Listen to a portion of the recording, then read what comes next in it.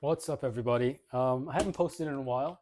It's been exactly a month since I've been in Da Nang. It's in the rainy season still, but today it's a beautiful sunny day. I would say about 75% of the time so far, it's been rainy and stormy. Today is really windy. Yesterday was super, super windy. I'm talking like riding on the motorbike, going across the bridge, and it's like you can see the other people's motorbike just like shaking. If you get too close to somebody, it's very scary. Today's super windy as well. I think I've mentioned this before, but right there you can see like a little roof right there. That is a pickleball facility. It's called Lemon Riverside Pickleball. It's an okay court. It's covered. There are four courts. There's good like LED lights. The only downside is it's a four court facility when it really should be about three courts. The length is decent. It's not terrible. You have people behind you waiting like little benches to play, and it's probably a little too close, but it's just like barely to the point where it's like acceptable. But as far as the width, they just got a little greedy and they built four courts when it should be three with ample room on the sidelines. It's kind of short, so if you hit the right serve, you pretty much just win the point. And there's no way you can get an ATP on this court. The only thing that divides the courts is like a little fishing net, so you can literally like run into it. It's not really going to knock anything down. It's more so that the balls don't go from court to court, which is nice. But yeah, it's not the ideal court to play pickleball. But a lot of people play there. I guess it serves this community really well. A lot of locals play there, and I've noticed more and more foreigners coming in the morning now. But anyways, that's not the point. The point is, I started my own pickleball club. There's an app called ReClub, which a lot of people use. It's not really used by the Vietnamese as much, like the local hardcore locals, but within the expat community, within the Western world, ReClub is kind of like a popular app. So you find other players, you find courts, you find events, you find little tournaments, and you can even create your own club. I'm sorry my head's cut off. I didn't. This was the best angle for me to shoot this video. So I created my own pickleball club. It's called the 88 Pickleball Club. I was born in 1988, and I think 88, like people like that in Asia. You know those numbers. It's like lucky numbers. So 88 Pickleball Club.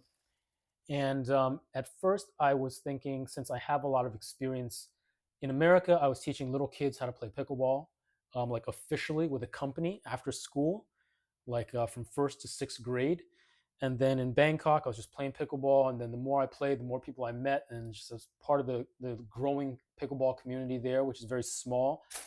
And a couple of my friends, they have courts, they've invested in pickleball, and I speak English, so they invite me. I'm charismatic enough. I have the energy. So I was like helping them out. We were running corporate events for pickleball.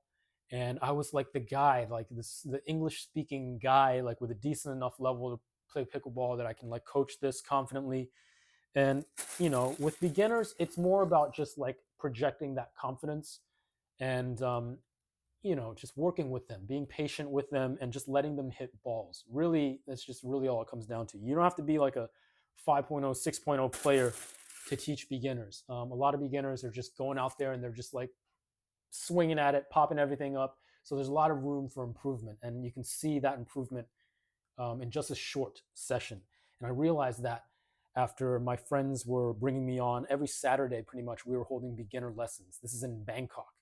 And I was teaching them in English. It was like mostly Thai people. And I was just, they could barely understand me. Some of them more, I guess, they're lucky they can learn English. They know English. But a lot of the older ones, they just didn't understand what I was talking about. So I just, try to work with them. But anyways, in Vietnam, I was just thinking, this court is so close to me. I need something to do. I want to establish myself, see what the community is all about.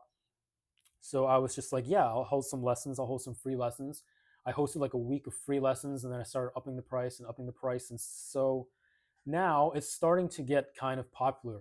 In the morning, there's like a lot of Russian people that play, a lot of foreigners, and they see me coaching. They hear me coaching in English. It's kind of funny. Like the Vietnamese people there, they hear me coaching in English, and it's like a total turnoff. They're like, oh, this guy's a người nước ngoài, right? Foreigner.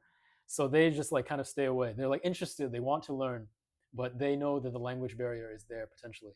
But the foreigners, it's kind of like my selling point. They're like, no, this guy speaks English, you know? He's like has a lot of clients. It really helps as well when I'm coaching, and then right after that I have another session, right? So it's like not only does the person that I just coached see that he's booked again, right? He's booked again. And then the person that's coming in for the late session sees this person leaving, and that person's like, oh, he just has another one right now. You're like, you know what I mean? Oh, he had another like one before this. And then the people on the next court are like, they see that as well, both times. And they're like, wow, okay, this guy's like coaching. You're like, really? It's like legit. I have this bag of balls here. It's like probably here is a little cheaper.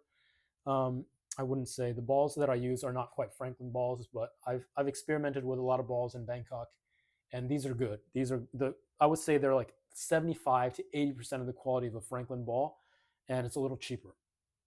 So I invested in these balls. I'm still buying more balls. It's just the more balls, the better. And then this thing actually attaches to like a rolling cart. It just, you pull it out like a little tripod kind of thing. You just pull it out, spring loaded, and it's on wheels. And then this thing has little metal poles. You just stick it in four sides. You just push it along. And just that alone, just having these balls, like new balls like this, it just makes you look super legit. Because some of the other coaches, they share the balls that are provided by the court. They're those cheap like blue and pink balls that aren't even outdoor balls. They're like indoor balls, not the right kind of balls. And they're just sharing those. So already that is good. I bought like 4 cheap paddles, like cheap but okay for the students that don't have paddles. And I was thinking of running beginner classes. It's just the most bang for your buck, right? So I can get like 3 students in there. I want to hold small classes, just 4 on the court, including me. So I bought paddles for them. It's the most efficient because you can make the most money on the court that way. Charge $200K each, right? So it's like $600K for just 1 hour, and that's just an easy bang for your buck. But I like the one-on-one lessons. It's like I feel like I get more done that way. Like it's more impactful for this one person, and people have been signing up. I've been filling up my slots. I really just like I don't mean to like do this for a living, and I don't want to get burnt out too much because sometimes it's good, sometimes it's bad. So far, they're all kind people, all English speaking, some Vietnamese. A Vietnamese girl, Tang, she came up from Hoi An. Like that's like a 45-minute ride. And she was like, her level is good. The Vietnamese girls are generally like good. Like they take to this very well. Even the beginners, they seem to be very like coachable. Um, and that's when it's really fun, right? When they're like kind of past that beginner level going into intermediate and they can really like get stuff done. At the beginner level, it's just sometimes it's just like babysitting. I'm just letting them hit these balls. Like really, I'm just like, oh man, like really trying to get to them, trying to give them different cues. But even at that beginner level, it's not as fun, to be honest. It's nice when they break through a little bit and they get a little better and they're excited. And it's exciting that they want to book more. They're like, oh, can I have 3 sessions next week? I'm like, hey, if you can get them, if you can schedule them, that's fine with me. It's exciting. So it's hard to just kind of like turn that away, especially when they're excited to learn. But to be honest, yeah, it's nicer to coach the intermediates that can actually do something, and they can actually, they can actually kind of hit the ball already. So now you're just really improving the contact point, and they're really connecting with the ball and really snapping it. And that's just like, oh wow, it's really taking them to the next level. Versus the beginners, it's a long road ahead. But anyways, that's what I've been doing. Pickleball in the morning. If this can at least pay for my meals and it can pay for my own pickleball, that's good. I also have to make time for my pickleball. So right now I'm like booking. I have a relationship with the guy. I just text him, the owner's son, and they love me. They give me like a discount on the courts, slight little 10% discount on the courts for the rentals. And I just book the whole week ahead of time. I book like 1 hour every morning. And so far it's been filling up, and people have been reaching out to me outside of those hours. So now I'm thinking, okay, I'll probably just coach for 2 hours every day. I really don't like want to do that, but the demand is there. Like the demand is there. So it'll be like from 10 to 11. Right after that, I'll do 11 to 12, and then I'm done. I'll have lunch.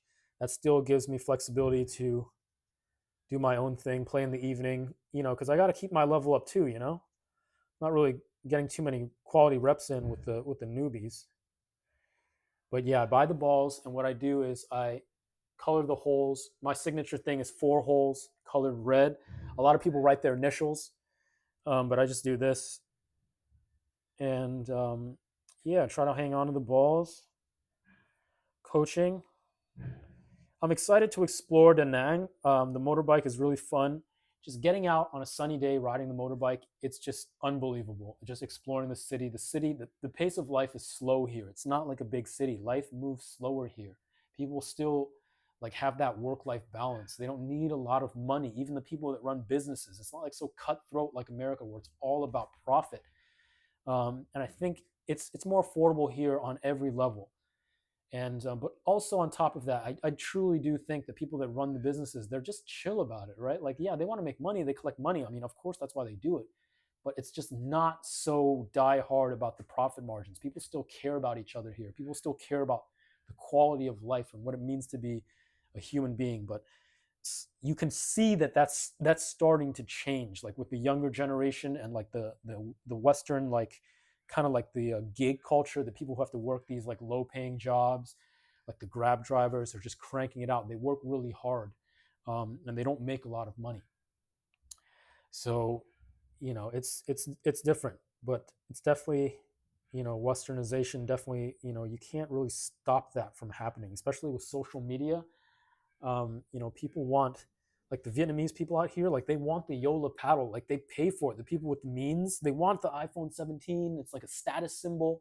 They don't. It's not even easy to find an iPhone out here. Like they don't have Apple stores out here, so you got to buy them from resellers or like the most reputable reseller you can get, but you can't buy it like from Apple. There's just not even an Apple store here. And people want the Yola paddles. I noticed that a lot. People like Ben Johns, they see Americans using this Yola paddle. That shit is like $300. You have to be very well off here. You have to be making like a Western salary here before you can even consider buying a paddle that is that expensive. I don't even buy a paddle that expensive. I use the Cypic paddle. The Cypic paddle is $130. And that's more realistic. But a lot of people, they want the Yola. It's very popular here. You go around to the courts, and the people with money, they buy the Yola paddle. But yeah, anyways, like I said, pickleball, I can do that rain or shine. So I'm just like, I'm literally a minute away from the court. So I have a 10 o'clock and I'm leaving here out the door at like 9:45, try to get there early, pay for the court, set up my stuff, and then we run a little session, learning more each time.